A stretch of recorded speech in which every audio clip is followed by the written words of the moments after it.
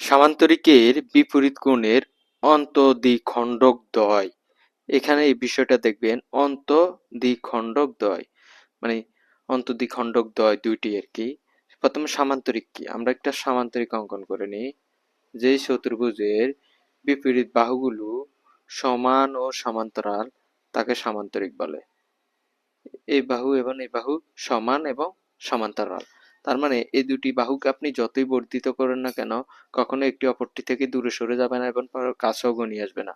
মানে কখনো কেউ পরস্পরকে ছেদ করবে না, আবার দূরেও সরে যাবে না, সমান দূরত্ব রেখে চলতে থাকবে। যেমন ট্রেন লাইনের কথা চিন্তা করুন।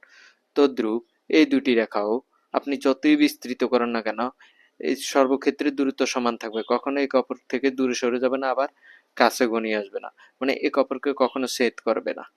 তাহলে এটি হচ্ছে আমাদের সামান্তরিক অন্তঃদ্বিখণ্ডকদ্বয়। এই যে একটি কোণ, একটি কোণ, এই কোণের দ্বিখণ্ডক আঁকলাম, এই যে এই কর্ণ, কর্ণ আঁকলাম। একটি কোণ, একটি কোণ, এই যে আমরা এই দুটি কোণেরও সংযোগ রেখা আঁকলাম।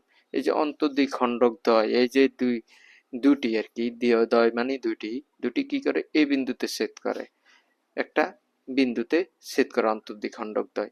তো পরস্পর সমান, সমান তো নয়, এটি আর এটি কখনো সমান নয়, সমান হবার কথা নয়। তারপর পরস্পর সমান্তরাল, এই দুটি তো কখনো সমান্তরাল নয়।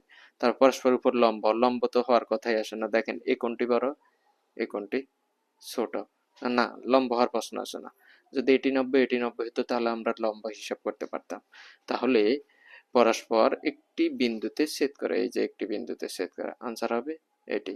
এটি প্রাইমারি স্কুল পরীক্ষার প্রধান শিক্ষক পরীক্ষায় 2008 সালে আসছে।